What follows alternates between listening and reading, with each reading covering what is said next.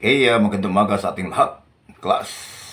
Ngayong umaga, talakayin natin ang kontribusyon ng sinaunang kabiasnan sa pagkabuo ng lipunan at pagkakilanlan ng Pilipino. Ito ay Araling Palipunan 5, Week 8, Milk Base, Quarter 1, mga learners. So, hindi ko pa pagpatuloy, narito ang aking intro.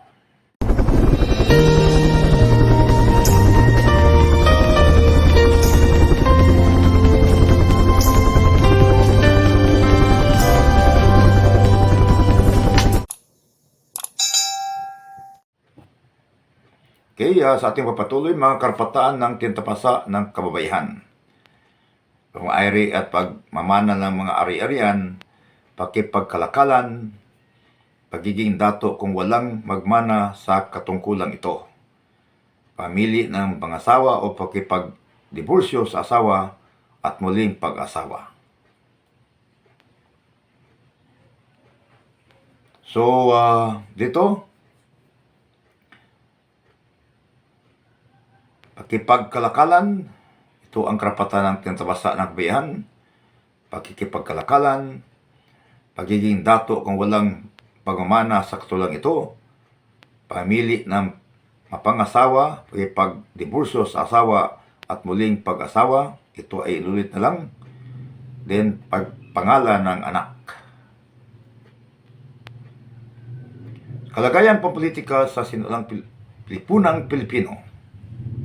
Mula sa mga natatag na pamayanan ay husbong ang pangailangan sa kayusan, kaya't nitatag ang sistema ng pamamahala. Ang sistema ng pamamahala class sa kapuluan noon ang pagpatupad ng mga batas, ang tagapagsunod ng mga tao sa batas, at ang pagpapaunlad nito ng pamahalaan ang tumiyak sa maayos at makatarungang ugnayan ng mga tao sa sinaunang lipunang Pilipino.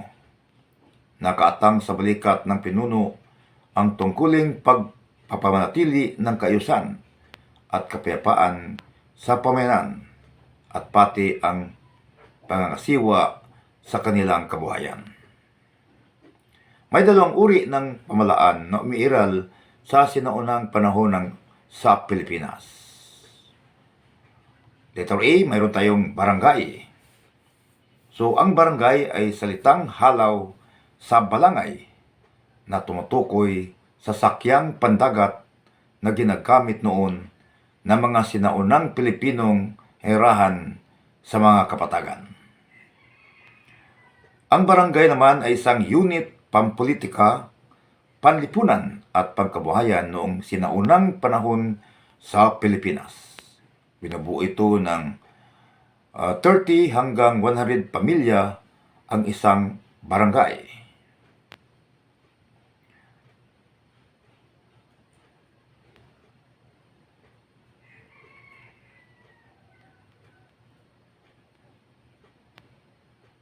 So, dato ang tawag sa pinuno ng barangay, kinikailang pinakamalakas, pinakamatapang at pinakamayamang lalaking sa barangay.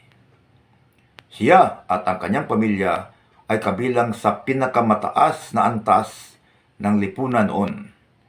Itinuturing ang dato na ama ng barangay, kaya malaki ang sakop ng kanyang tungkulin.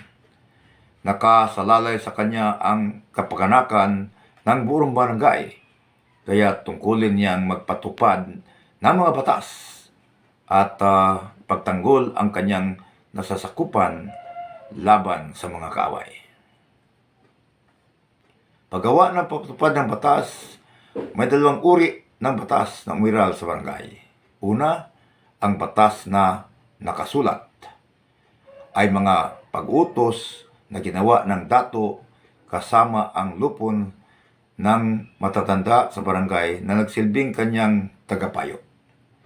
Tagapaloob din sa kasulatan sa batas ang diborsyo, krimen, pagmayari ng mga ari-arian at iba pa. Ang batas na nakasulat matapos itong mapagtibay ay ipinagbibigay alam isang pagtitipon.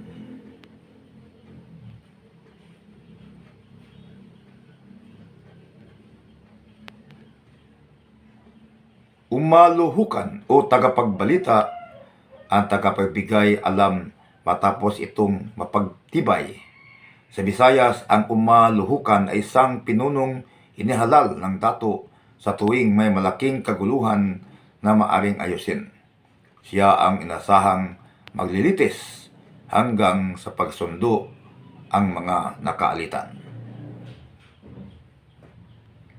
Ang sultanato, dala ng probinsya ng Islam sa Katimugang Pilipinas, nabuo ang isa pang uri ng pamahalaan ng mga sinaunang Pilipino.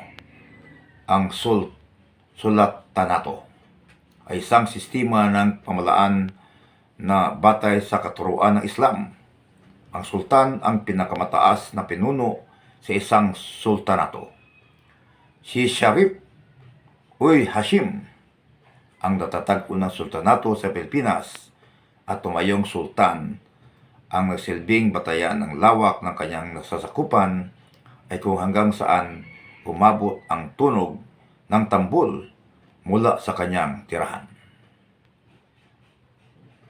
Mga nitatag ni Sharif kabungsuan na sultanato noong 1478.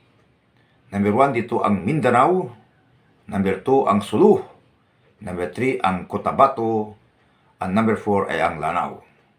Ay mga umiiral pa rin na sultanato sa Mindanao, bagamat ang papel nito ay hindi nalubhang nahalintulad noong sinaunang sultanato sa Mindanao. Mga katangian ng isang sultan: may angking kayamanan, may mataas na bilang ng mga tagasunod, may mahalagang ambag kaugnay sa pagpalaga ng lipunang Muslim. Mga tungkulin ng sultan: pananagutan ng sultan ang kapakanan ng kanyang nasasakupan, nagtatakda at nagpapatupad ng batas. Ang kanyang pasya ay hindi maaaring magbago, nagsilbing hukom sa paglilitis sa paglalabag ng batas at tumatayong kinatawan ng kanyang nasasakupan. Muhammad, ang huling propita at tagapagtatag ng Islam. Tarsila or Salsila, ang nagsasalaysay sa pinagmulan ng lahi ng mga sultan. Ruma Bichara, katulong ng sultan sa pagpatupad ng batas. Mga kabahayan ng sinaunang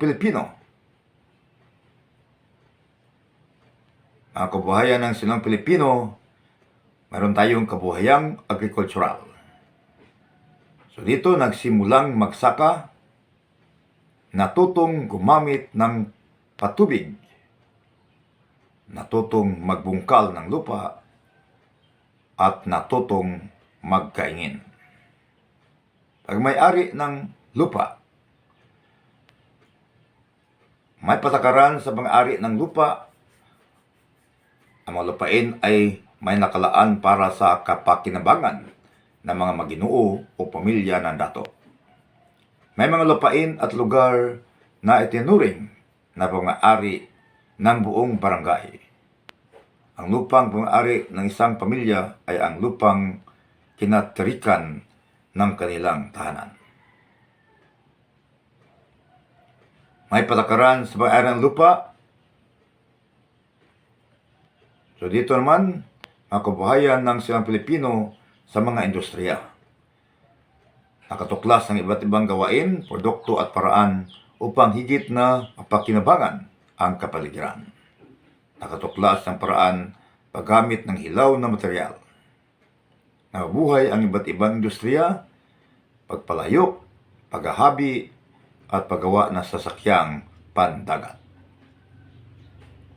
Pagkipagkalakalan: sa mga sinaunang Pilipino, natutunan nilang makipagpalit ng iba't ibang produkto, nakarating sa Timog Silangang Asya upang ipagpalitan ng produkto.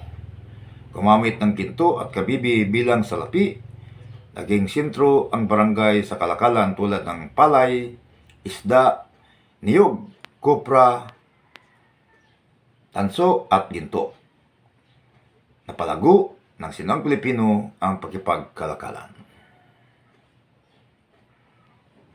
Okay, hanggang dito lang mga guys. Maraming salamat sa panood, lalo na mga learners sa itong paksa. Maraming salamat. Okay, dito na tayo sa ating pagsasanay. Paliwanag ang pagkaiba ng mga sumusunod. May 5 puntos bawat isa, mga learners. So dito, ang tanong, paano namuhay ang mga sinuunang Pilipino noong panahon ng bato? Okay, tama kayo, noong panahon ng bato ay datuhan ng mga sinuunang tao ang paggamit ng mga kasangkapang bato. Natutuhan din nilang magsaka at mag-alaga ng hayop. Natuto silang gumamit ng irigasyon sa pagsasaka ng palay, taro, nipa at iba pa. Ang pagkaroon ng tiyak na pagkukunan ng pagkain ng mga sinuunang tao sa pamagitan ng pangisda at pagsasaka ang dahilan na magiging sedentaryo o permanente ng kanilang mga yaman. Number 2 na question. Saan nairahan ang mga sinuunang Pilipino noong panahon ng Paleolitiko? Tama kayo, class. So noong panahon ng Paleolitiko, nairahan sila ng mga yungib at nagpalipat-lipat ng tirahan. Sila ay walang permanenteng tirahan. Number 3 na tanong, paano namuhay ang mga Pilipino sa panahon ng metal? Okay, tama kayo. So, noong panahon ng metal, naging maunlad ang mga sinuunang Pilipino. Nakalika sila ng mga kagamitang gawa sa metal tulad ng sibat, palaso at kutsilyo. Gawa ang ito sa tanso at bronsi. Ang tanso ay maaring namina nila sa mga kagubatan ng Pilipinas. Okay, ito lang yung magsanay. May salamat sa nood. Thank you very much.